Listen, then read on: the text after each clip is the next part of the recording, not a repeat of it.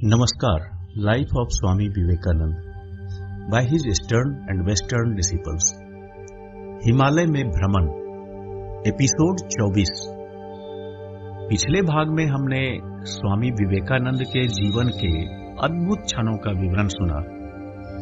उन्होंने उत्तरी भारत में तीर्थ यात्रा और तपस्या के माध्यम से अपने आध्यात्मिक उद्देश्य को प्राप्त करने का प्रयास किया।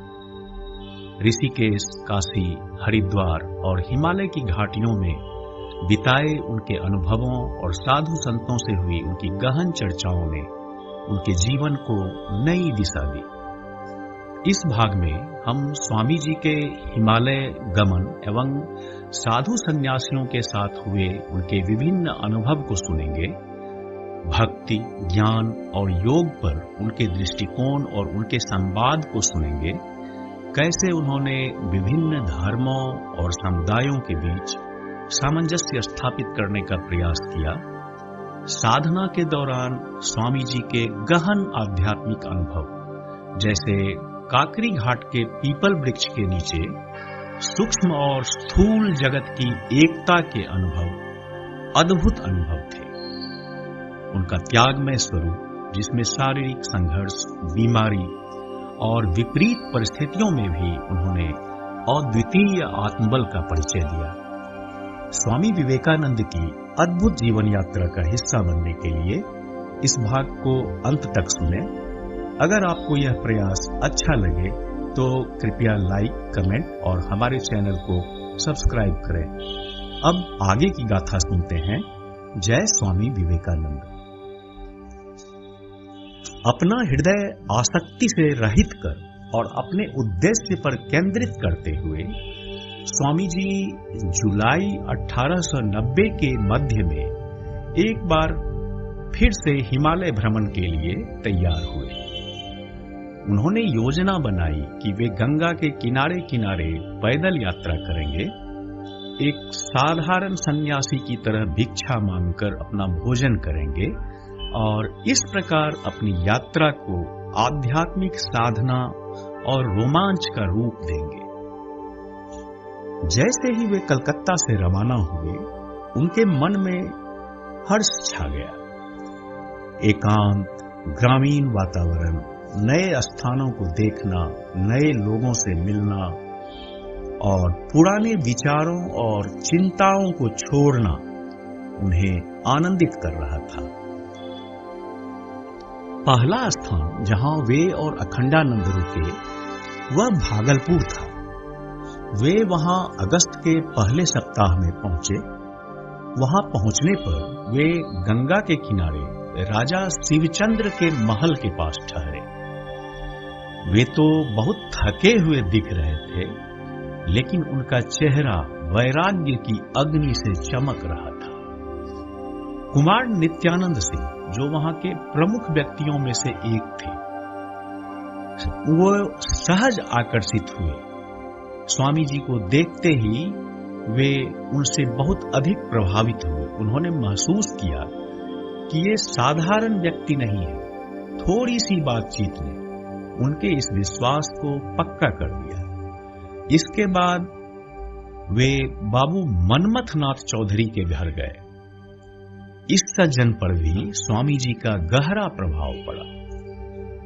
संयोग से वहीं पर एक अधिवक्ता मथुरानाथ सिन्हा भी अतिथि के रूप में ठहरे हुए थे, जिन्हें स्वामी जी से मिलने और बातचीत करने का अवसर मिला था। बाद में इन दोनों व्यक्तियों ने स्वामी जी की यात्रा से जुड़ी अपनी स्मृतियां उनके एक शिष्य के अनुरोध पर लिखी, जो इस प्रकार है। लगभग 15 साल पहले मैं भागलपुर में बाबू मनमथनाथ चौधरी के अतिथि के रूप में था। एक सुबह मैंने सुना कि 2 सन्यासियों के आगमन से हलचल मच गई है। उन्हें कुमार नित्यानंद सिंह ने देखा था। उनकी किसी बात से कुमार को लगा कि वे साधारण साधु नहीं हैं। थोड़ी बातचीत के बाद यह स्पष्ट हो गया कि वे उच्च शिक्षित थे और उनमें से एक जो बाद में स्वामी विवेकानंद के नाम से प्रसिद्ध हुए, अद्भुत प्रतिभा के धनी थे। उनकी एक झलक ने ही मुझे उनके प्रति आकर्षित कर दिया। मुझे याद आया कि मैंने उनमें से एक को कलकत्ता में अपने कॉलेज के दिनों में साधारण ब्रह्म समाज के गान में नेतृत्व करते हुए देखा था। मेरी उनसे बातचीत कई विषयों पर हुई, जिनमें साहित्य, दर्शन और धर्म शामिल थे। मुख्य विषय दर्शन और धर्म ही थे। ऐसा लगा कि ज्ञान और आध्यात्मिकता स्वामी जी की सांसों में समाई हुई है। मैंने पाया कि उनके शिक्षण का मूल तत्व गहन और निस्वार्थ देशभक्ति थी, जो उनके विचारों को ऊर्जा और जीवन प्रदान करती थी। यह उनकी अस्थायी विशेषता थी। जब मैंने शिकागो के धर्म संसद में उनकी सफलता के वर्णन पढ़े तो मुझे अनुभव हुआ कि भारत को अपना सच्चा प्रतिनिधि मिल गया है। स्वामी जी के मेजबान मनमथ बाबू कट्टर ब्रह्म समाजी थे, लेकिन स्वामी जी की वाणी और आध्यात्मिक प्रतिभा ने उन्हें हिंदू धर्म के प्रति फिर से आकर्षित कर दिया। स्वामी जी ने उन्हें हिंदू धर्म के विभिन्न पहलुओं को समझाया और श्री कृष्ण के जीवन की घटनाओं की अद्भुत व्याख्याओं से उन्हें प्रभावित किया। जून 1906 में मनमथ बाबू ने स्वामी जी के एक शिष्य को लिखा, अगस्त 1890 की एक सुबह स्वामी विवेकानंद और स्वामी अखंडानंद अचानक मेरे घर आए। उन्हें साधारण साधु समझकर मैंने उन पर ज्यादा ध्यान नहीं दिया। हम दोपहर के भोजन के बाद साथ बैठे थे। मैंने उन्हें अज्ञानी समझा और बातचीत में कोई रुचि नहीं दिखाई। इसके बजाय मैंने बौद्ध धर्म पर एक अंग्रेजी पुस्तक का अनुवाद पढ़ना शुरू कर दिया। कुछ देर बाद स्वामी जी ने मुझसे पूछा, आप कौन सी पुस्तक पढ़ रहे हैं? मैंने पुस्तक का नाम बताया और पूछा, क्या आप अंग्रेजी जानते हैं? उन्होंने उत्तर दिया, हाँ, थोड़ी बहुत। फिर मैंने उनसे बौद्ध धर्म पर बातचीत शुरू की, लेकिन जल्द ही मुझे अनुभव हुआ कि वे मुझसे हजारों गुना अधिक विद्वान हैं। उन्होंने कई अंग्रेजी पुस्तकों के उद्धरण दिए। दानापुर के बाबू मथुरानाथ सिन्हा और मैं उनकी विद्वत्ता से चकित रह गए और उनकी बातों को पूरे ध्यान से, मनोयोग से सुनते रहे। एक दिन स्वामी जी ने मुझसे पूछा कि क्या मैं कोई विशेष साधना करता हूं, और फिर योग के अभ्यास पर लंबी चर्चा चली। इस बातचीत से मुझे यह विश्वास हो गया कि वे साधारण व्यक्ति नहीं थे, क्योंकि योग के विषय में उनके विचार वही थे जो मैंने स्वामी दयानंद सरस्वती से सुने थे। इसके अलावा योग पर कई ऐसी महत्वपूर्ण बातें उन्होंने बताई जो मैंने पहले कभी नहीं सुनी थी। इसके बाद उनके संस्कृत ज्ञान की परीक्षा लेने के लिए मैंने अपने पास उपलब्ध सभी उपनिषदों को निकाल लिया और उनसे कठिन श्लोकों के अर्थ पूछने लगा। उनके उत्तर इतने स्पष्ट और गहन थे कि मुझे पता चला कि शास्त्रों पर तो इनकी पकड़ असाधारण है। जिस प्रकार उन्होंने उपनिषदों का पाठ किया वह भी अत्यंत आकर्षक था। इस प्रकार अंग्रेजी, संस्कृत और योग में उनकी अद्भुत विद्वत्ता से प्रभावित होकर मैं उनकी ओर अत्यधिक आकर्षित हो गया। वे मेरे घर में केवल 7 दिन रुके, लेकिन इस दौरान मैं इतना समर्पित हो गया कि मैंने ठान लिया कि मैं किसी भी तरह से उन्हें जाने नहीं दूंगा। मैंने उनसे आग्रह किया कि वे हमेशा भागलपुर में ही रहे। एक दिन मैंने उन्हें गुनगुनाते हुए देखा। मैंने पूछा, क्या आप गाना गा सकते हैं? उन्होंने उत्तर दिया, बहुत थोड़ा सा। हमारे आग्रह करने पर उन्होंने गाना शुरू किया और यह देखकर मैं चकित रह गया कि जैसे वे विद्या में निपुण थे, वैसे ही संगीत में भी अद्भुत रूप से पारंगत थे। अगले दिन मैंने उनसे पूछा कि क्या मैं कुछ गायक और संगीतज्ञों को आमंत्रित कर सकता हूं। उन्होंने सहमति दी और मैंने कई संगीतज्ञों, जिनमें कुछ मजे हुए उस्ताद भी थे, उनको बुलाया। मुझे लगा कि संगीत कार्यक्रम रात 9-10 बजे तक समाप्त हो जाएगा, इसलिए मैंने रात्रि भोजन की व्यवस्था नहीं की। लेकिन स्वामी जी ने बिना रुके 3 बजे रात तक अपना गाना जारी रखा। सभी लोग उनके गायन से इतने मंत्रमुग्ध हो गए कि भूख, प्यास और समय का ख्याल तक नहीं रहा। कोई भी अपनी जगह से नहीं हिला, ना ही घर जाने का विचार आया। कैलाश बाबू, जो स्वामी जी के गीतों में तबला बजा रहे थे, अंत में हार मान गए, क्योंकि उनकी उंगलियां जकड़ गई थी और उस उंगलियों में संवेदना समाप्त हो गई थी। ऐसा अलौकिक कौशल मैंने कभी किसी में नहीं देखा, ना ही भविष्य में देखने की अपेक्षा रखता। अगली शाम पिछली रात के सभी अतिथि और कई अन्य लोग बिना आमंत्रण के फिर से आ गए। वाद्य बजाने वाला भी आया, लेकिन उस दिन स्वामी जी ने गाना नहीं गाया। सभी निराश हो गए। एक अन्य दिन मैंने स्वामी जी से कहा कि मैं उन्हें भागलपुर के सभी अमीर लोगों से मिलवाना चाहता हूं और अपनी गाड़ी में ले जाकर यह काम आसान तरीके से करूंगा। लेकिन उन्होंने मना कर दिया और कहा, सन्यासी का धर्म अमीरों के घर जाना नहीं है। उनकी प्रखर वैराग्य भावना ने मुझ पर गहरी छाप छोड़ी। वास्तव में उनके साथ रहते हुए मैंने कई ऐसे पाठ सीखे जो आज भी मेरे आध्यात्मिक आदर्श बने हुए हैं। बाल्यकाल से ही मेरा रुझान एकांत में रहने और आध्यात्मिक साधना करने की ओर था। जब मैंने स्वामी जी से मुलाकात की तो यह इच्छा और प्रबल हो गई। मैंने उनसे अक्सर कहा, आइए हम दोनों वृंदावन चलते हैं और श्री गोविंद जी के मंदिर में हमारे लिए 300-300 रुपये जमा कर देते हैं। इससे हमें जीवन भर गोविंद जी का प्रसाद भोजन के रूप में मिल जाएगा। इस तरह हम किसी पर बोझ डाले बिना पवित्र यमुना के तट पर एकांत में दिन रात भक्ति कर सके।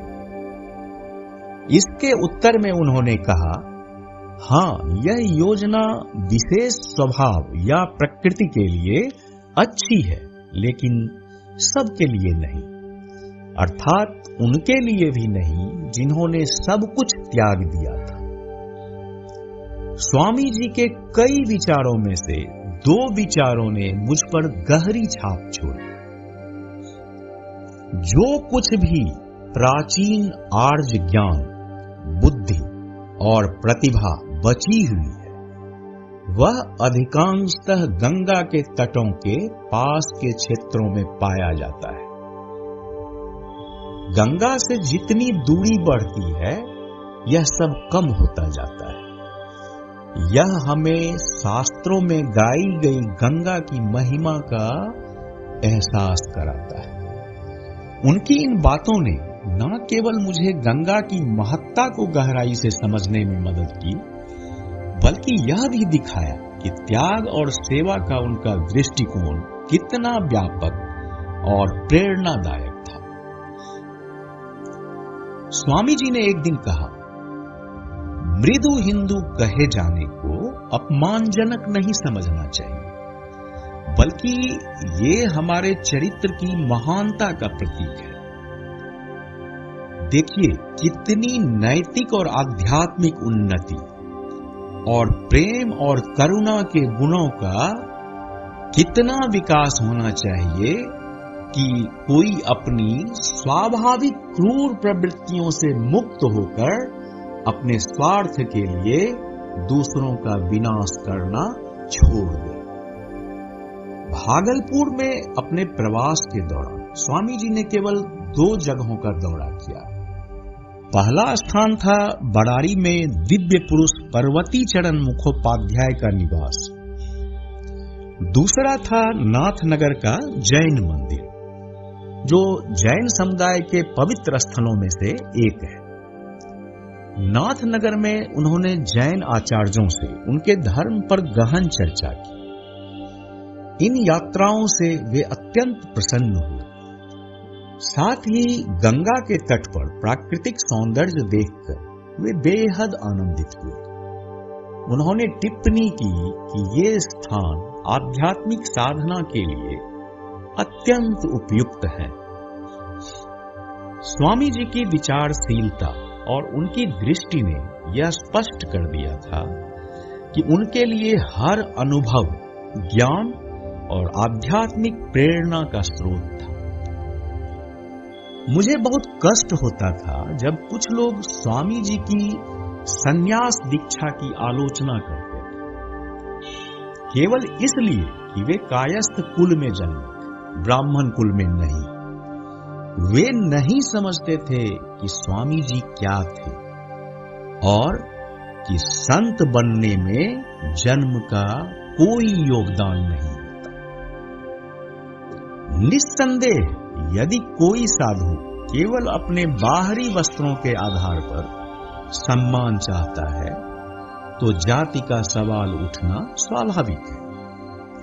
ऐसे में ब्राह्मण इस विचार से संतुष्टि पा सकते हैं कि उनके द्वारा पूजित व्यक्ति जन्म से ब्राह्मण है, लेकिन स्वामी जी जन्म से नहीं, ब्राह्मण चेतना से परिपूर्ण थे।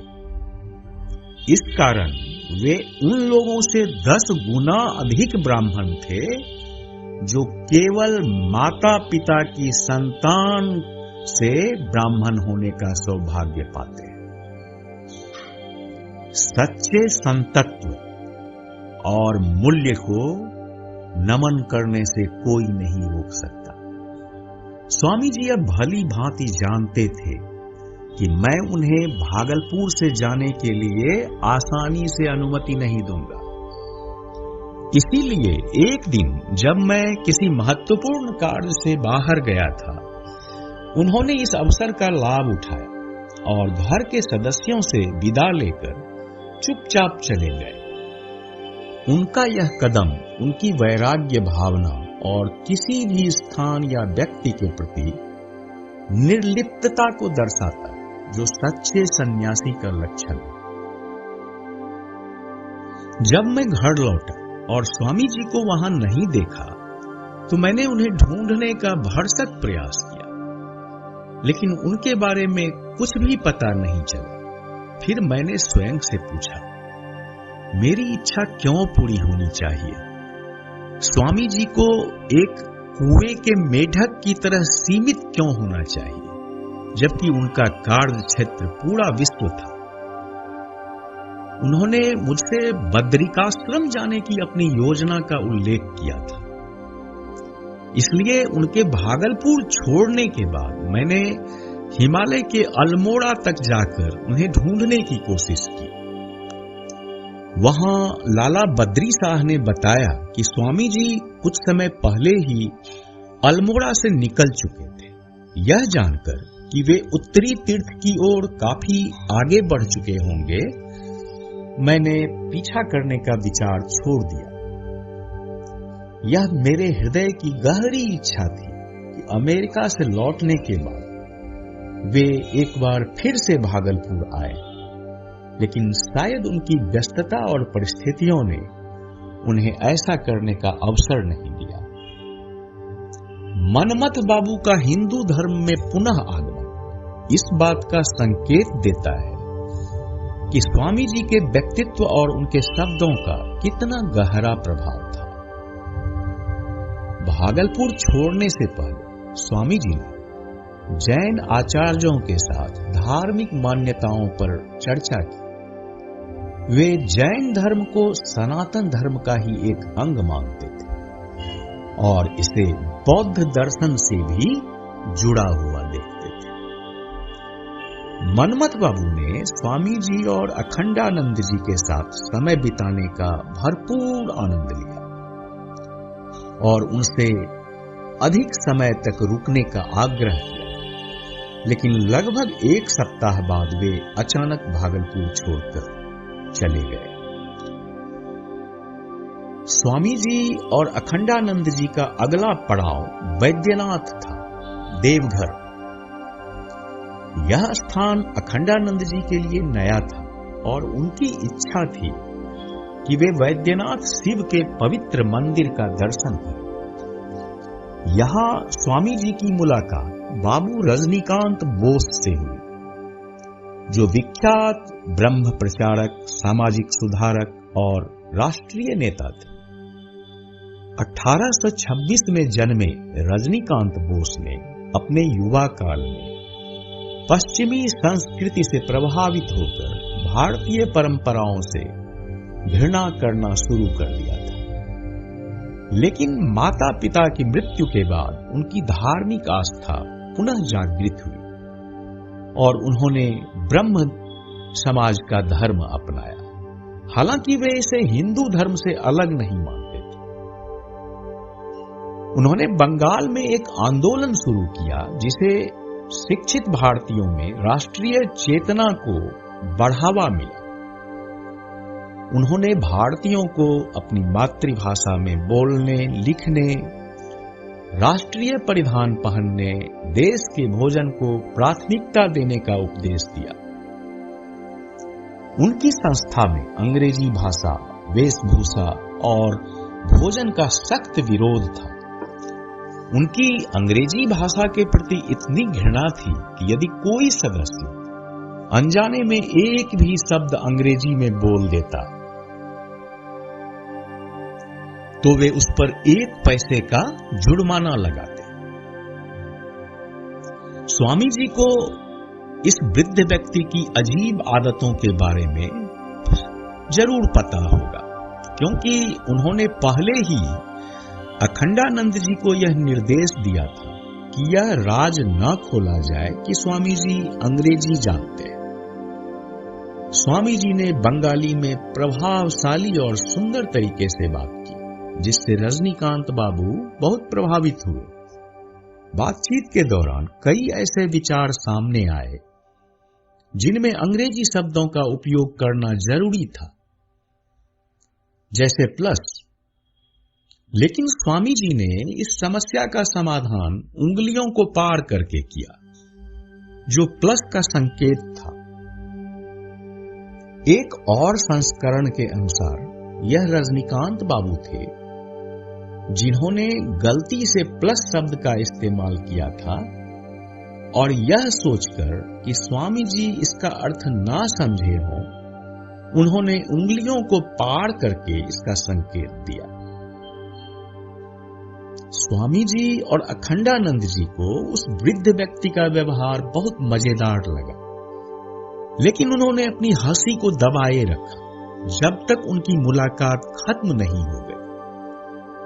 रजनीकांत बाबू को कभी भी यह अनुभव नहीं हुआ कि जो साधु उनके सामने था वह न केवल अपनी मातृभाषा बल्कि अंग्रेजी में भी उतना ही सक्षम था और कलकत्ता विश्वविद्यालय का स्नातक था।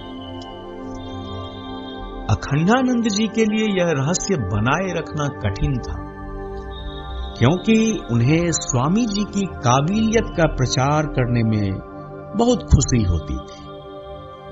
बाद में जब स्वामी जी भारत भर में प्रसिद्ध हो गए तो रजनीकांत बाबू को यह पता चला कि वह साधु कोई और नहीं बल्कि स्वामी विवेकानंद थे। अपने अनुभव को याद करते हुए उन्होंने कहा, मुझे एक पल के लिए भी यह नहीं लगा कि वह अंग्रेजी जानते थे। सचमुच वह अद्भुत व्यक्ति थे। रात भर उनके साथ समय बिताने के बाद साधु वैद्यनाथ से निकल गए। फिर वे गाजीपुर गए और वहां से वाराणसी पहुंचे, जहां वे कुछ दिन प्रमदा बाबू के घर रहे। स्वामी जी ने अपने इस मित्र के साथ शास्त्रीय विषयों पर घंटों चर्चा की, लेकिन हिमालय की बर्फ से ढकी चोटियों को देखने के लिए वे अधिक समय तक नहीं रुके। प्रस्थान से पहले उन्होंने प्रमदा बाबू से कई अन्य लोगों की उपस्थिति में कहा, मैं अब काशी छोड़ रहा हूं और जब तक मैं समाज पर बम की तरह नहीं गिर जाऊंगा तब तक वापस नहीं आऊंगा, और यह कुत्ते की तरह मेरा पीछा करेगा। और सच में उन्होंने इस शहर में वापसी नहीं की जब तक कि उन्होंने नए विचारों के साथ दुनिया को हिला नहीं दिया और भारतीय संतों की आत्मा को पुनर्जीवित ना कर दिया। स्वामी जी की हिमालय जाने की उतावली के बावजूद अखंडानंद जी ने उन्हें कहा, स्वामी जी, आपको अयोध्या के महंत जानकी बासवन से मिलना चाहिए। वे एक महान व्यक्ति, भक्ति से भरपूर है। स्वामी जी ने उत्तर दिया, मुझे इस सब बकवास से क्या मतलब, अब मैं इससे पार हो चुका हूं, इससे बस और अधिक देरी होगी, मुझे हिमालय जाने दो। फिर भी अखंडानंद जी ने अयोध्या के लिए 2 टिकट खरीदे और वे दोनों ट्रेन से अयोध्या के लिए रवाना हुए। स्वामी जी एक शब्द भी नहीं बोले, जिससे अखंडानंद जी ने समझ लिया कि स्वामी जी इस बदलाव से खुश नहीं थे। फिर भी अयोध्या पहुंचने पर उन्होंने अगले दिन स्वामी जी को महंत से मिलवाया, जो एक महान वैष्णव साधु थे, जिनमें बड़ा त्याग और भक्ति थी। महंत संस्कृत और फारसी के विद्वान भी थे और वहां एक मंदिर और विशाल जायदाद के अधीक्षक थे। उन्होंने साधुओं का गर्मजोशी से स्वागत किया और वे भक्ति पर काफी चर्चा करते रहे। स्वामी जी महंत के ज्ञान और उसकी आध्यात्मिक ऊर्जा से प्रभावित हुए और उन्होंने अपने साथी साधु से कहा, मुझे खुशी है कि तुम मुझे यहां लाए, मैंने एक सच्चे संत को देखा है। इसके बाद स्वामी जी और उनके शिष्य अखंडानंद को बाबू रामप्रसन्न भट्टाचार्य के मेहमान के रूप में नैनीताल में देखा जाता है, जहां वे पहाड़ियों के रास्ते चलकर पहुंचे थे। वे वहां 6 दिन रहे। फिर वे अल्मोड़ा के लिए रवाना हुए, जो बद्रीनाथ आश्रम की ओर उनका रास्ता था। उन्होंने तय किया कि पूरी दूरी पैदल तय करेंगे, बिना एक पैसे के। जो कुछ भाग्यवश मिलेगा वही खाएंगे।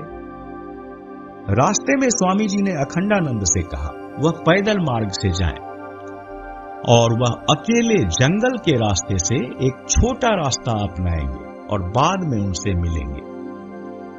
तीसरे दिन वे एक पुराने पीपल के पेड़ के नीचे रात बिताने के लिए रुके, जहां कोसी नदी एक और पहाड़ी नदी सुरियाल से मिलती है। यह जगह, जिसे काकरी घाट कहा जाता है, अल्मोड़ा से सड़क के रास्ते करीब 14.5 मील की दूरी पर स्थित है। स्वामी जी ने अपने साथी से कहा, यह स्थान बहुत आकर्षक है, ध्यान के लिए अद्भुत है। नदी में स्नान करने के बाद स्वामी जी पेड़ के नीचे बैठ गए और गहरे ध्यान में लीन हो गए। लंबे समय तक ध्यान में रहने के बाद सामान्य चेतना में लौटते हुए उन्होंने अखंडानंद से कहा, ओह गंगाधर, मैं अभी अपने जीवन के सबसे महान क्षणों में से एक से गुजरा हूं। यहां इस पीपल के पेड़ के नीचे मेरे जीवन की सबसे बड़ी समस्या का समाधान हुआ है। मैंने विराट ब्रह्मांड के साथ सूक्ष्म ब्रह्मांड की एकता को पा लिया है। देख लिया है। इस शरीर के सूक्ष्म ब्रह्मांड में वह सब कुछ है जो विराट ब्रह्मांड में है। मैंने एक परमाणु के भीतर समस्त ब्रह्मांड को देखा है। उस पूरे दिन स्वामी जी उच्च मानसिक अवस्था में रहे और अपनी अनुभूति को अपने साथी से साझा किया। जो अंश उन्होंने अपने बंगाली नोटबुक में उस समय लिखा वे इस प्रकार थे। शुरुआत में आदि शब्द था। सूक्ष्म ब्रह्मांड और विराट ब्रह्मांड एक ही योजना पर आधारित हैं।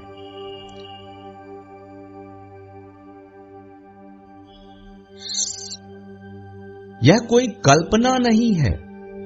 आत्मा का प्रकृति द्वारा आवरण करना उस विचार और शब्द के संबंध के समान है जो उसे व्यक्त करता है। वे एक ही हैं। यह केवल मानसिक अमूर्तन द्वारा है कि उन्हें अलग अलग पहचाना जा सकता है। बिना शब्द के विचार संभव नहीं है। इसलिए शुरुआत में था शब्द आदि। सार्वभौमिक आत्मा का यह पहलू शाश्वत है।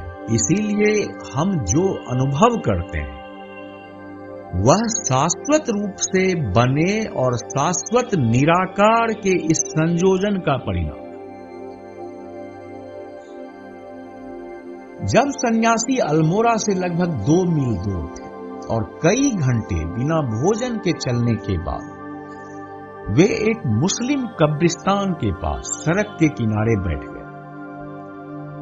भूख से लगभग बेहोश हो गए थे और थकावट के कारण स्वामी जी जमीन पर गिर पड़े। अखंडानंद पानी लाने के लिए दूर गए थे। उसी समय कब्रिस्तान के रखवाले एक फकीर जिसका नाम जुल्फिकार अली था, उसने स्वामी जी की हालत देखी।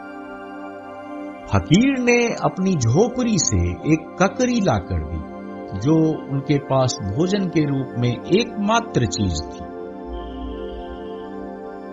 स्वामी जी ने फकीर से कहा कि यह ककरी उनके मुंह में डाल दें क्योंकि वे खुद उसे खाने में असमर्थ थे। फकीर ने यह कहते हुए आपत्ति की कि हे पवित्र महात्मा, मैं एक मुसलमान हूं। स्वामी जी मुस्कुराते हुए बोले, कोई फर्क नहीं पड़ता, क्या हम भाई नहीं हैं? फकीर ने उन्हें ककरी खिलाई जिससे स्वामी जी को राहत मिली। इस घटना के बारे में बाद में स्वामी जी अक्सर कहते थे कि उस आदमी ने वास्तव में मेरी जान बचाई। मैंने कभी इतनी थकावट महसूस नहीं की थी। 7 साल बाद जब स्वामी विवेकानंद के रूप में वे अल्मोड़ा लौटे और विश्व प्रसिद्ध हो चुके थे तो उनका भव्य स्वागत किया गया। शहर भर में उनका जुलूस निकाला गया। इस दौरान स्वामी जी ने भीड़ में उस फकीर को देखा। फकीर उन्हें पहचान नहीं पाया, लेकिन स्वामी जी ने तुरंत पहचान लिया। स्वामी जी ने अपने साथियों को उस घटना के बारे में बताया जब फकीर ने उनकी जान बचाई थी। उन्होंने उस फकीर को धन्यवाद स्वरूप कुछ धन दिया ताकि वह उनकी कृतज्ञता का प्रतीक बने। मैदानों से अल्मोड़ा तक की लंबी यात्रा रोचक और सुखद रही। पहाड़ों की शांति और सुंदरता के बीच स्वामी ने मन और हृदय की ऐसी शांति का अनुभव किया जो उन्होंने पहले शायद ही कभी अनुभव किया था। पर्वतीय वायु ने उन्हें नई ऊर्जा से भर दिया। लंबी यात्रा और भोजन की कमी के कारण शारीरिक थकावट तो होती थी, फिर भी हिमालय की इस पहली यात्रा ने उन्हें अपार आनंद दिया। दोनों सन्यासी अगस्त 1890 के अंत से ठीक पहले अल्मोड़ा पहुंचे। अखंडानंद स्वामी को अंबा दत्त के बगीचे में ले गए और सरदानंद और कृपानंद, जो गुरुदेव के गृहस्थ शिष्य थे, उनको उनके आगमन की सूचना देने गए। ये दोनों शिष्य भाई कुछ समय से हिमालय में ही थे और स्वामी जी ने जुलाई में उन्हें कलकत्ता से पत्र लिखा था। स्वामी जी के आगमन की खबर मिलते ही वे दोनों अपने मेजबान लाला बद्री शाह के साथ अंबा दत्त के बगीचे की ओर तेजी से चल पड़े। रास्ते में वे स्वामी जी से मिले, जो स्वयं मिलने आ रहे थे। लाला बद्री शाह ने स्वामी जी का स्वागत किया और उन्हें अपने घर ले गए। यहां स्वामी जी ने श्री कृष्ण जोशी, जो एक सरकारी अधिकारी थे, उनके साथ संन्यास धारण करने की आवश्यकता पर लंबी चर्चा की। उन्होंने त्यागमय जीवन की महिमा के बारे में बातें की, जो उनके अनुसार सभी धर्मों का आदर्श है। जुलाई 1971 में श्री और श्रीमती बोसी सेन, जो अल्मोड़ा के निवासी थे, उनके प्रयासों से उस स्थान पर एक विवेकानंद विश्राम भवन का निर्माण किया गया, जहां उस फकीर ने स्वामी जी को ककड़ी खिलाकर उनकी जान बचाई थी। स्वामी जी ने अपने तर्क बड़े ही प्रभावशाली ढंग से प्रस्तुत किए, जो कि उनके व्यक्तिगत अनुभवों पर आधारित था। उनके ज्ञान और वक्तृत्व से प्रभावित होकर वह सज्जन उनके चरणों में झुक गए। इस प्रवास के दौरान स्थानीय लोगों के लगातार आग्रह पर स्वामी जी ने एक व्यक्ति को, जिसे एक देवता की छाया ने घेर रखा था, इस स्थिति से मुक्त किया। स्वामी कुछ दिनों तक लाला बद्री शाह के घर में रहे, फिर अपने मेजबान और प्रिय सन्यासी साथियों को छोड़कर चले गए। एक पर्वतीय गांव के ऊपर स्थित एक एकांत गुफा में उन्होंने प्रवेश किया। दिन रात कठोर तप और आध्यात्मिक साधना करने का संकल्प लिया। उनका उद्देश्य सत्य की खोज मात्र था। और वहां उस नीरवता में, जहां कोई उनकी साधना में बाधा न डाल सके, उन्होंने उच्च से उच्चतर आध्यात्मिक अनुभूतियां प्राप्त की, यहां तक कि उनके चेहरे पर दिव्य तेज झलकने लगा।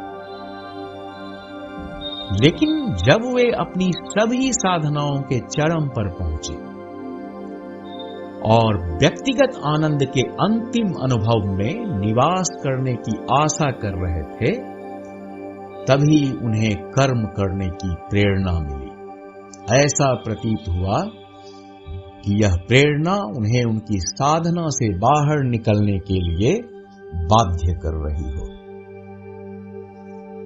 इस विचित्र कालखंड के बारे में, जिसमें स्वामी जी ने खुद को पाया, अखंडानंद ने बाद में कहा, ऐसा लगता था जैसे हर बार जब स्वामी जी मौन और शुद्ध संन्यास जीवन में निवृत्त होने की इच्छा करते, तब परिस्थितियों का दबाव उन्हें ऐसा करने से रोक देता। उनके पास एक मिशन था और उनके स्वभाव का सार उन्हें इस कार्य को पूरा करने के लिए प्रेरित करता था। कुछ दिन इस प्रकार बिताने के बाद स्वामी जी वापस लाला बद्री शाह के घर लौटे, जहां उन्हें एक दुखद समाचार मिला। उनके भाई की ओर से एक तार आया था, जिसमें उनकी एक बहन के आत्महत्या करने की सूचना थी। इसके बाद आया पत्र इस त्रासदी के विस्तृत विवरण लेकर आया। इस घटना ने स्वामी जी के हृदय को गहरा आघात पहुंचाया, लेकिन इस व्यक्तिगत दुख के बीच उन्होंने अन्य वास्तविकताओं का भी अनुभव किया। इस निजी त्रासदी के माध्यम से वे भारतीय नारीत्व की बड़ी समस्याओं के प्रति जागृत हुए। स्वामी जी लाला बद्री शाह की भक्ति और आतिथ्य से बहुत प्रभावित हुए और उन्होंने टिप्पणी की कि ऐसे भक्त बहुत कम देखने को मिलते हैं। कुछ दिन उनके घर में ठहरने के बाद स्वामी जी को गढ़वाल की ओर जाने की तीव्र इच्छा हुई। वे हिमालय के और गहरे तथा अधिक जंगली क्षेत्र में जाना चाहते थे, जहां वे अपनी आध्यात्मिक साधनाएं कर सके। उनका आंतरिक संघर्ष अद्वितीय था। एक ओर घरेलू भावना तो दूसरी ओर संन्यास की चेतना, लेकिन अंततः संन्यास की भावना ने विजय पाई। स्वामी जी 5 सितंबर को अल्मोड़ा से गढ़वाल की ओर चले। उनके साथ सरदानंद, अखंडानंद, कृपानंद और एक कुली थे जो उनका सामान ढो रहा था।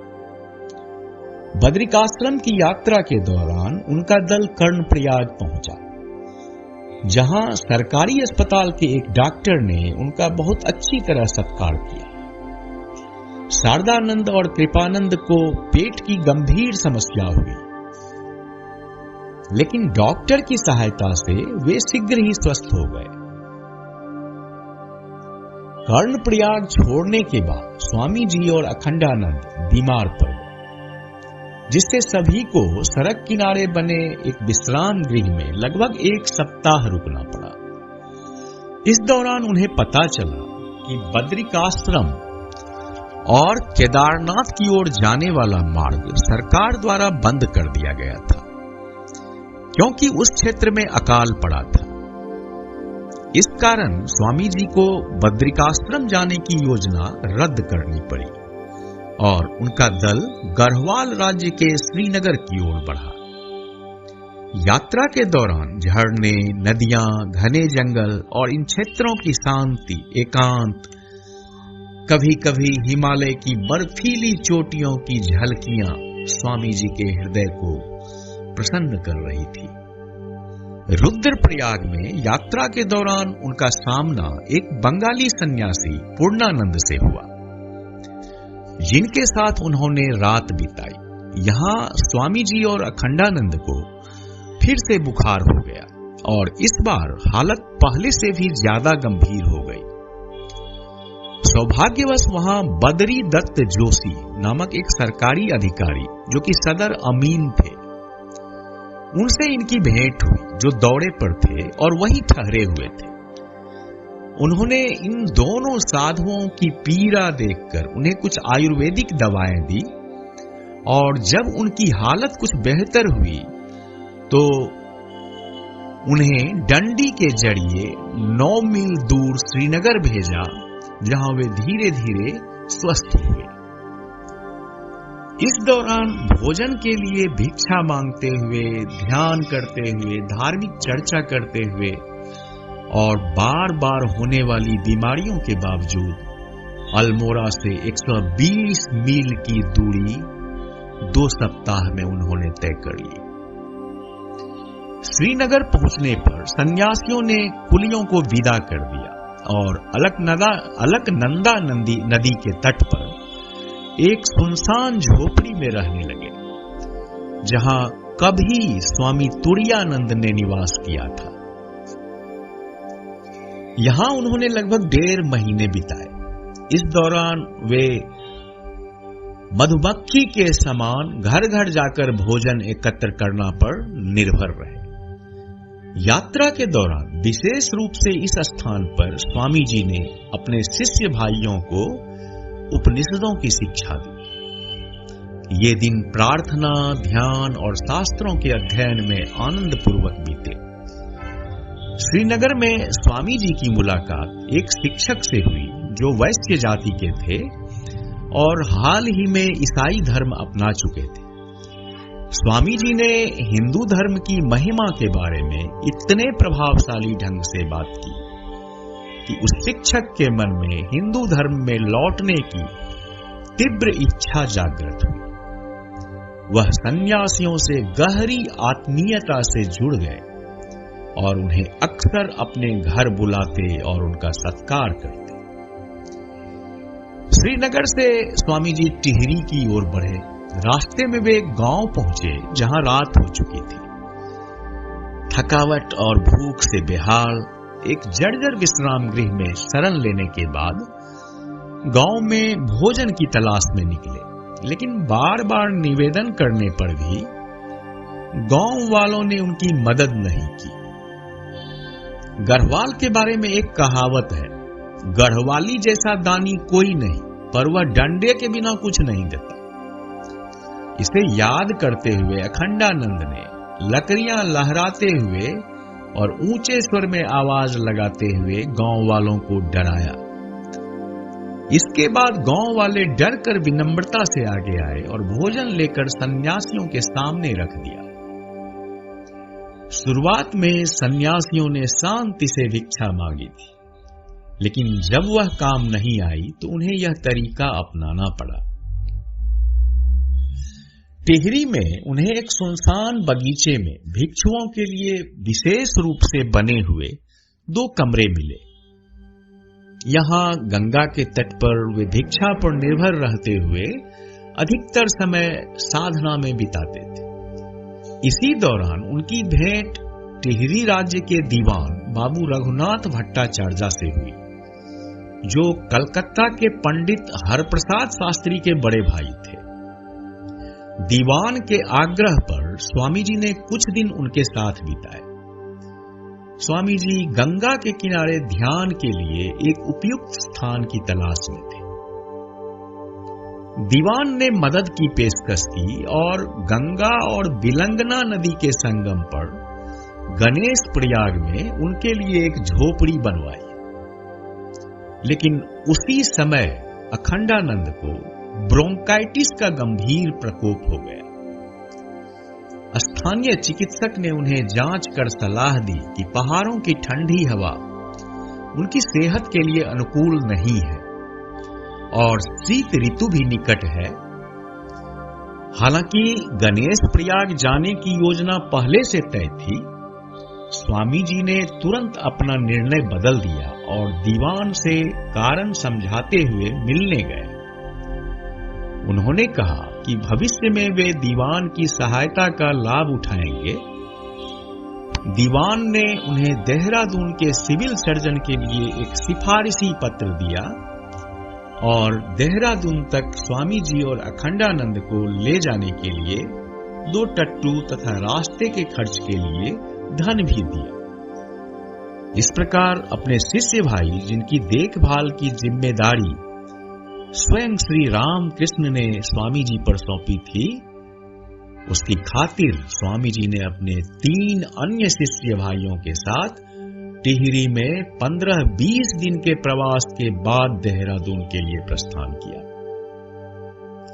टिहरी छोड़ने के बाद स्वामी जी और उनके शिष्य मसूरी के रास्ते राजपुर गए। राजपुर के पास लगभग 6 मील दूर उन्हें एक सन्यासी दिखाई दिया जो तुड़ियानंद जैसे दिखते थे। पास जाने पर उन्होंने एक साथ कहा, हाँ, ये तो हरि है। यह अप्रत्याशित मुलाकात उनके प्रिय शिष्य भाई के लिए बहुत हर्ष का कारण बना।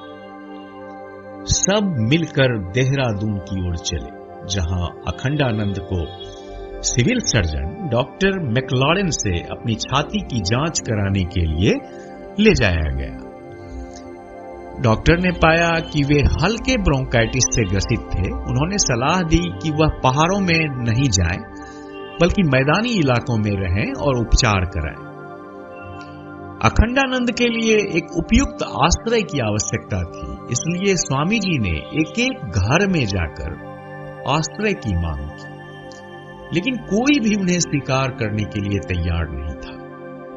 काफी प्रयासों के बाद उन्हें एक व्यापारी के नए और अधूरे घर में अस्थायी रूप से आश्रय मिला। हालांकि यह जगह मरीज के लिए उपयुक्त नहीं थी, क्योंकि यह नम जगह थी। जब वे एक अन्य जगह की तलाश कर रहे थे, तो सौभाग्यवश स्वामी जी के पुराने सहपाठी हृदय बाबू से मुलाकात हुई, जो एक ईसाई धर्मांतरित और ईसाई स्कूल में शिक्षक थे। उन्होंने खुशी खुशी अखंडानंद को अपने घर में आश्रय देने की पेशकश की, लेकिन अखंडानंद जो हिंदू जीवन शैली के आदी थे, उन्हें इस दोस्त के घर में ईसाई तौर तरीकों से असहमति हुई और वे पुराने घर में लौट गए। स्वामी जी ने फिर शहर में एक उपयुक्त स्थान की तलाश में घर घर जाकर पूछा, मेरे शिष्य भाई बीमार हैं, क्या आप उन्हें अपने घर में थोड़ा सा स्थान दे सकते हैं और उनके लिए उपयुक्त आहार का प्रबंध कर सकते हैं? लेकिन अधिकतर स्थानों से उन्हें ठंडे उत्तर मिले। अंत में पंडित आनंद नारायण, जो एक कश्मीरी ब्राह्मण और देहरादून में वकील थे, उन्होंने इस बीमार सन्यासी का दायित्व लिया। उन्होंने उनके लिए एक छोटा सा घर किराए पर लिया और उन्हें उपयुक्त आहार और गर्म कपड़े मुहैया कराए। हृदय बाबू के घर में स्वामी जी ने एक बार कुछ ईसाई प्रचारकों के साथ बहस की। स्वामी जी ने बाइबल की उच्च आलोचना के बारे में बात की, जिसे उन प्रचारकों ने कभी नहीं सुना था। वे उनके तर्कों के सामने टिक नहीं पाए और जगह छोड़कर चले गए। बाद में स्वामी जी ने अपने ईसाई मित्र से विनम्रता से क्षमा मांगी कि उन्होंने उनके घर में इस प्रकार की बहस की जो ईसाई धर्म के खिलाफ थी। स्वामी जी देहरादून में लगभग 3 सप्ताह रहे। इसके बाद उन्होंने अखंडानंद को इलाहाबाद के किसी दोस्त के घर जाने की सलाह दी और कृष्णानंद को अखंडानंद की देखभाल करने के लिए छोड़ दिया, जबकि स्वामी जी और अन्य लोग ऋषिकेश के लिए प्रस्थान कर गए। बाद में कृष्णानंद भी जुड़े, जब अखंडानंद इलाहाबाद जाने के बजाय सहारनपुर चले गए।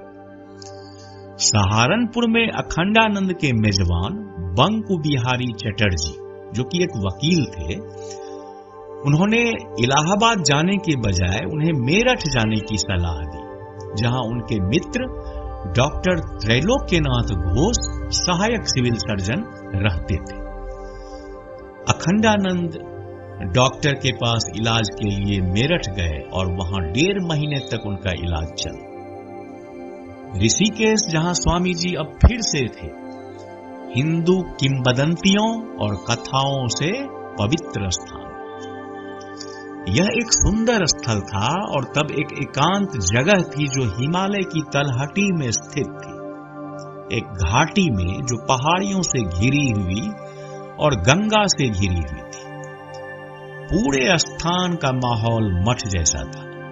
यहाँ की हरियाली और ताजगी भरा वायुमंडल शुद्ध और पवित्र था। हर साल हजारों योगी और सन्यासी ऋषिकेश में एकत्र होते थे, जहां वे वेदों का अध्ययन करते, योग और ध्यान का अभ्यास करते थे। उस समय यह लगभग एक जंगल था। यहाँ और वहां साधुओं द्वारा बनाए गए खपरेल घर थे। स्वामी जी और उनके ब्रह्मचारियों ने कुछ समय तक चांदेश्वर महादेव के मंदिर के पास झोपड़ी में रहने का निश्चय किया। वे भिक्षाटन करके अपना जीवन यापन करते थे। स्वामी जी कठोर ध्यान और साधना में लिप्त होने के लिए तैयार थे, लेकिन इससे पहले ही वह बीमार पड़ गए। एक दिन उनके शिष्य भाई बांस काटने के लिए जंगल में गए ताकि अपनी झोपड़ी को थोड़ा बड़ा कर सके। जब वे लौटे तो उन्होंने देखा कि स्वामी जी को तेज बुखार और डिप्थीरिया हो गया था। उनकी हालत दिन ब दिन खराब होती गई। शिष्य भाई अत्यधिक डर गए। समय के साथ उनकी नाड़ी कमजोर होती गई, शरीर ठंडा पड़ने लगा। फिर उनकी नाड़ी रुकी सी नजर आने लगी। ऐसा प्रतीत होने लगा जैसे अंतिम क्षण आ गया। वे चादरों पर अचेत पड़े हुए थे। उनके शिष्य भाई गहरे दुख और चिंता में डूबे हुए थे और उन्हें समझ में नहीं आ रहा था कि क्या करें। उन्होंने आशा खो दी और रोने लगे। उन दिनों वहां कोई चिकित्सकीय सहायता उपलब्ध नहीं थी। तभी अचानक एक साधु जो ऊनी कंबल में लिपटे हुए थे कहीं से आए और बोले, तुम लोग क्यों रो रहे हो? उन्होंने अपने झोले से थोड़ा सा शहद और पीपल का चूर्ण निकाला और उसे मिलाकर स्वामी जी के मुंह में डाला। यह उपाय सचमुच एक दिव्य आशीर्वाद सिद्ध हुआ। कुछ ही समय बाद स्वामी जी को होश आ गया और उनका शरीर गर्म होने लगा। कुछ समय बाद उन्होंने अपनी आंखें खोली और बोलने की कोशिश की। एक शिष्य भाई ने अपने कान स्वामी जी के मुंह के पास रखा और सुना, मांस संभालो मेरे बच्चों, मैं नहीं मरूंगा। धीरे धीरे वे ठीक होने लगे। बाद में स्वामी जी ने बताया कि इस अचेत अवस्था में उन्होंने यह अनुभव किया कि उनके जीवन में एक विशेष उद्देश्य है जिसे उन्हें पूरा करना है और जब तक वे अपना कार्य पूरा नहीं करेंगे तब तक उन्हें शांति नहीं मिलेगी। वास्तव में उनके शिष्य भाई यह महसूस करने लगे कि उनमें एक अत्यधिक आध्यात्मिक ऊर्जा उत्पन्न हो रही है जिसे वह व्यक्त नहीं कर पा रहे थे। वे इसे व्यक्त करने के लिए एक उचित क्षेत्र की तलाश में बेचैन थे। इस अवसर पर जो अनुभव स्वामी जी के शिष्य भाइयों ने किया उसने उन्हें यह एहसास दिलाया कि स्वामी जी उनके लिए क्या थे। गुरु ने उन्हें छोड़ दिया था, अगर वह भी मर जाते तो वे क्या करते? उनका आदेश, उनका संग कहां जाता? बिना उनके वे दुनिया में अकेले होते और पूरी दुनिया वीरान हो जाती। इस बीच बाबू रघुनाथ भट्टाचार्य जो कि टिहरी के दीवान थे और टिहरी के महाराजा अजमेर जाते हुए ऋषिकेश से गुजर रहे थे। उन्होंने एक बंगाली स्वामी की बीमारी के बारे में सुना, यह अनुमान लगाते हुए कि ये वही साधु होंगे जो हाल ही में उनके मेहमान रहे थे। दीवान उनसे मिलने आए। उन्होंने स्वामी जी को दिल्ली में एक खास हकीम के पास जाने की सलाह दी और एक परिचय पत्र दिया। कुछ पैसे भी दिए ताकि उनके झोपड़े की मरम्मत की जा सके। ऋषिकेश से स्वामी जी अकेले ही हरिद्वार गए, जहां उन्होंने कठोर आध्यात्मिक साधना की। इस समय ब्रह्मानंद जी कांकल में साधना में लगे हुए थे। स्वामी जी के हरिद्वार पहुंचने की खबर सुनकर वे उनसे मिलने आए। बाद में ऋषिकेश के अन्य शिष्य भाई भी हरिद्वार पहुंच गए। फिर वे सभी सहारनपुर गए और वहां बंकु बिहारी चटर्जी के घर ठहरे। वहां उन्हें यह खबर मिली कि अखंडानंद जी मेरठ गए, तो वे तुरंत वहां जाने के लिए निकल पड़े। मेरठ में स्वामी जी ने स्वामी अखंडानंद को डॉक्टर त्रैलोक्यनाथ घोष के घर पर देखा। ये नवंबर के दूसरे हफ्ते के आसपास का समय था, यानी इस समय के बाद जब काली मां की विशेष पूजा की जाती है। स्वामी जी अखंडानंद के 20 नवंबर और 5 दिसंबर 1890 के लिखे पत्रों के अनुसार स्वामी जी और उनके दल ने पहले सप्ताह में मेरठ की यात्रा नहीं की थी। पहले पत्र में अखंडानंद ने स्वामी जी और उनके दल के बारे में शिवानंद को लिखा था। मैं देहरादून से अकेला आया था, उसके बाद मुझे उनके बारे में कुछ पता नहीं और उन्हें भी मेरा कुछ नहीं पता। यहां तक कि 5 दिसंबर के पत्र में भी दल के मेरठ पहुंचने की कोई जानकारी नहीं दी गई है।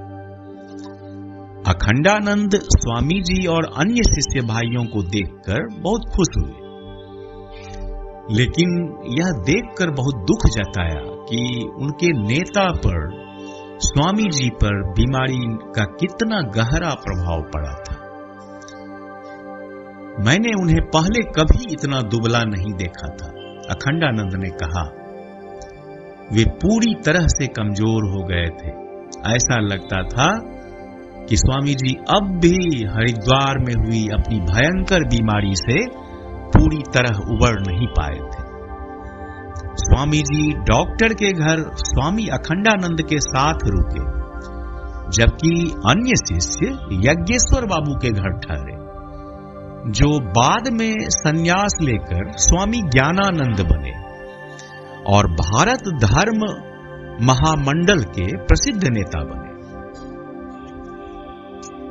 डॉक्टर घोष के घर करीब 2 हफ्ते रहने के बाद स्वामी जी और अखंडानंद ने एक सेठ जी के बगीचे में रहने का निर्णय किया, जहां बाकी शिष्य भाई भी शामिल हो गए। सेठ जी यज्ञेश्वर बाबू के मित्र थे और उन्होंने उन्हें सभी आवश्यक चीजें दी। साधु स्वयं अपना भोजन पकाते थे और अपना समय आध्यात्मिक साधना में बिताते थे।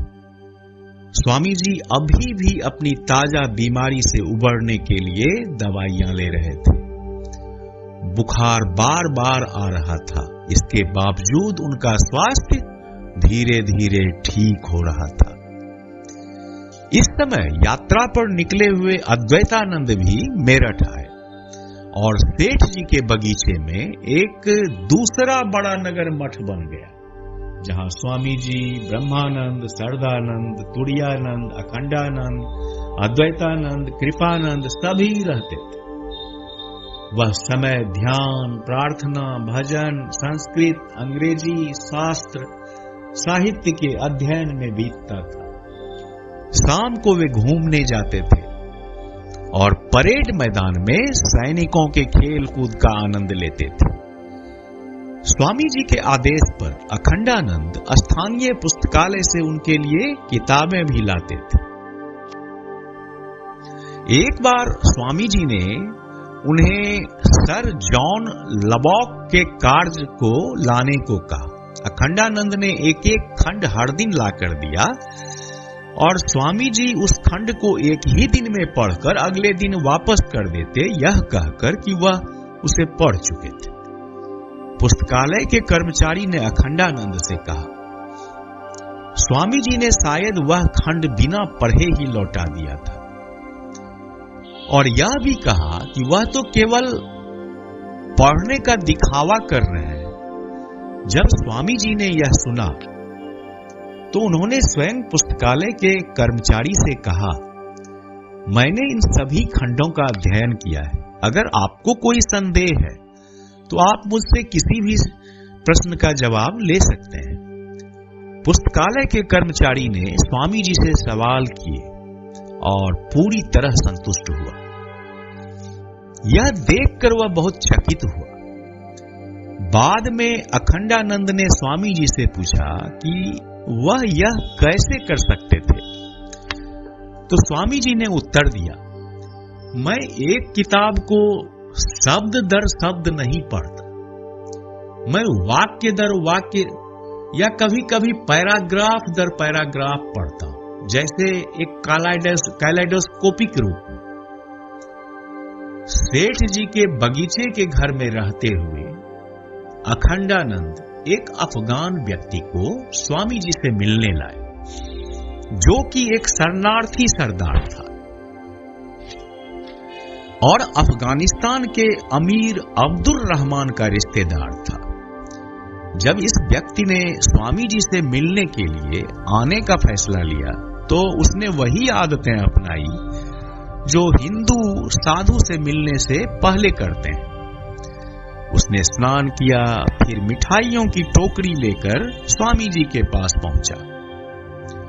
बातचीत के दौरान उसने स्वात के एक प्रसिद्ध मुस्लिम फकीर का वर्णन किया। कई बंगाली सज्जन और अन्य लोग भी बगीचे में आए और स्वामी जी के मुख से धार्मिक प्रवचन सुनने लगे। स्वामी जी कुछ सप्ताह मेरठ में रहने के बाद फिर से अशांत हो गए। उन्हें हरिद्वार और ऋषिकेश क्षेत्रों में सन्यासियों का स्वतंत्र जीवन याद आने लगा। स्वामी जी ने बाद में कहा था, मैंने ऋषिकेश में कई महान व्यक्तियों को देखा। एक व्यक्ति मुझे याद है जो पागल जैसा लग रहा था। वह बिना वस्त्र पहने सड़क से आ रहा था। लड़के उसका पीछा कर रहे थे और उस पर पत्थर फेंक रहे थे। व्यक्ति का चेहरा हंसी से झलक रहा था, जबकि खून उसके चेहरे और गर्दन से बह रहा था। मैंने उसे पकड़कर उसका घाव धोया, उस पर राख लगाई ताकि खून बहना रुक जाए, और पूरे समय हंसी के ठहाकों के साथ उसने मुझे कहा कि लड़कों को और उसके पत्थर फेंकने में उन लड़कों ने कितनी मस्ती की थी। यही तो पिता का खेल है, उसने कहा। स्वामी जी ने आगे कहा, कई संत लोग अपनी सुरक्षा के लिए छिपते हैं ताकि कोई उनकी घेराबंदी ना कर सके। लोग उनके लिए परेशानी बन जाते हैं। एक ने अपनी गुफा में मानव हड्डियां फैलाई हुई थी और यह प्रचार किया था कि वह शवों पर जीता है। दूसरा पत्थर फेंकता था, कोई और किसी तरह से कुछ और करता था।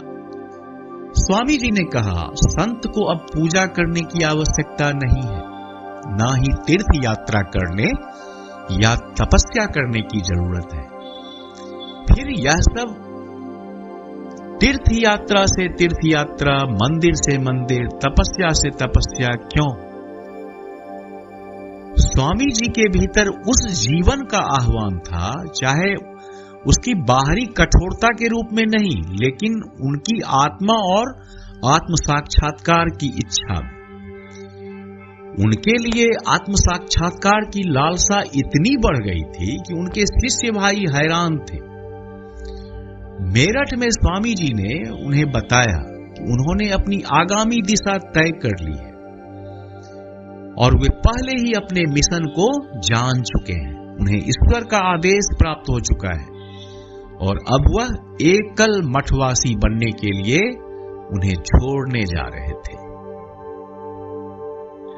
स्वामी जी के जाने से पहले की रात अखंडानंद ने उनसे कहा, आपके लिए ही मैंने मध्य एशिया जाने की योजना को रद्द किया था और बारानगर मठ आया था, और अब आप मुझे यहां छोड़कर जा रहे हैं। स्वामी जी ने उत्तर दिया, शिष्य भाई का संग आत्मिक साधना के लिए बहुत बड़ा अवरोध है। देखो, यह तुम्हारी बीमारी थी जिसके कारण मैं टिहरी में कोई साधना नहीं कर सका। आत्मिक साधनाएं तभी की जा सकती हैं जब माया के बंधन को छोड़ दिया जाए। जब भी मैंने साधना करने की योजना बनाई तो गुरु ने कोई न कोई बाधा डाल दी। अब मैं अकेला जाऊंगा, मैं किसी को नहीं बताऊंगा कि मैं कहां रह रहा हूं। अखंडानंद ने कहा, चाहे आप पाताल भी जाएं, मैं आपको ढूंढ निकालूंगा। और इस प्रकार जनवरी 1891 के अंतिम सप्ताह में स्वामी जी अपने शिष्य भाइयों को छोड़कर दिल्ली के लिए अकेले यात्रा पर निकल पड़े। जय स्वामी विवेकानंद।